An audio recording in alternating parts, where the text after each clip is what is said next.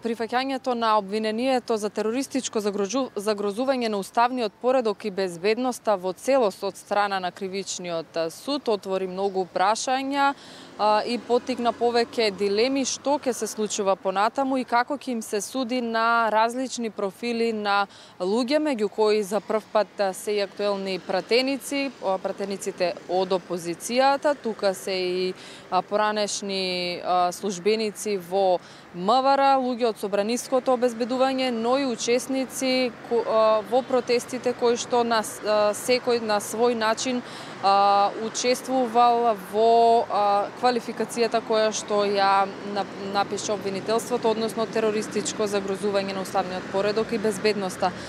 На оваа тема разговараме со поранешниот министер за внатрешни Павле Трајанов, кој што е мој соговорник во Дневникот. Господине Трајанов, што очекувате од овој судски процес?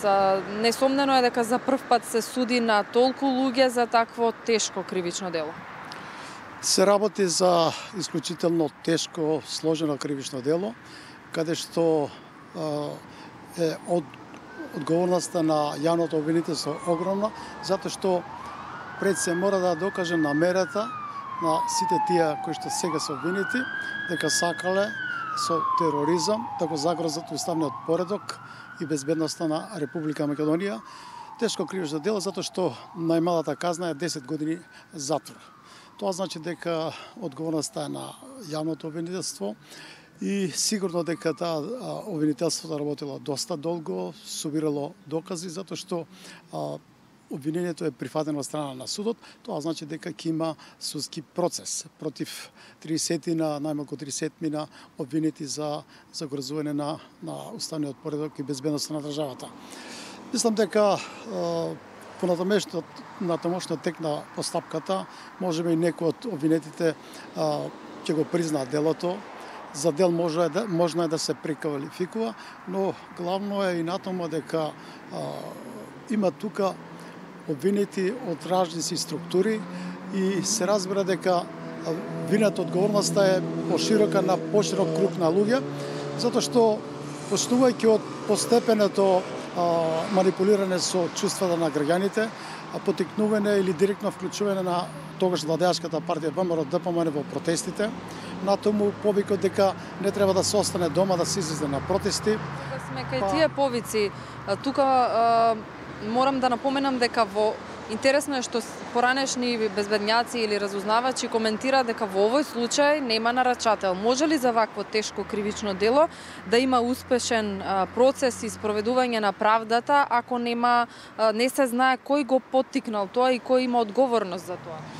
Значи се работи за структура различна на обвинети, приватници на Управата за безбедност и контрразузнавање, на Агенција за разузнавање, на МВР, натаму личности од јавниот живот, од културата, од уметноста, па се до вклучени луѓе од директно од власта, пратеници од од законодавниот дом.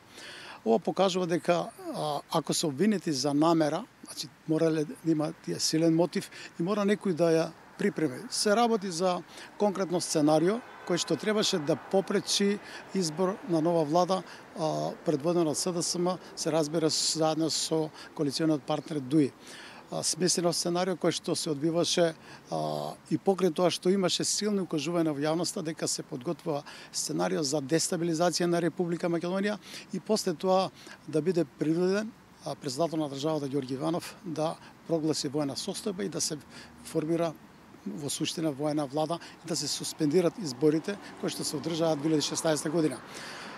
Мислам дека заеднички именител на сите тие различни структури на луѓе. Па мислам дека се работи пред се за одговорност на државно-политичкиот врв по тоа време и влијател на луѓе кои што има силно влијание на процесите во Република Македонија. Овде помага многу структури, вклучително и медиумите, затоа што имавме ние 10-11 години силна, значи манипулативна медиумска кампања, а во тие неколку месеци таа кампања беше под силен притисок. Сите граѓани беа дека ако се формира влада предводена од СДСМ заедно со ДУИ, дека државата ќе се распадне и така натаму. Тука се користеше да се направи во интерес на времето. Да, може ли да се направи една корелација во однос на тоа сериозноста на кривичното дело кое што беше извршено тогаш и сега што се случува со протестите, каква порака се испраќа што некако во ист момент се одвиваат двете работи? Очигледно дека генералната превенција изостанува затоа што ако има обвинување за вакво тешко кривично дело, ако се обвинети пратеници и други носители на функции во државата, натаму лица, познати личности од јавниот живот, и сега на самиот ден на потпишување на договорот помеѓу Македонија и Грција, тогаш повторно, како да се пресликуваше исто сценарио, се разбира не со таков интензитет и не и без таква логистика како што се имаше во текот на протестите пред 27 април 2017 година, но за секој случај, ако некој директно е вклучен, ако подготвува граѓани да носат не знам тули, да пиротехнички средства и директно да нападнат полицијата за да влезат во парламентот, не знам што е целта на влегувањето во парламентот, но сепак се пресликува исто сценарио. Поширока дестабилизација сега не е можна, бидејќи сепак владата контролира многу полуѓе, многу системи кои што можат да блокират, да превенират било каква дестабилизација од пошироки размери на Република Македонија.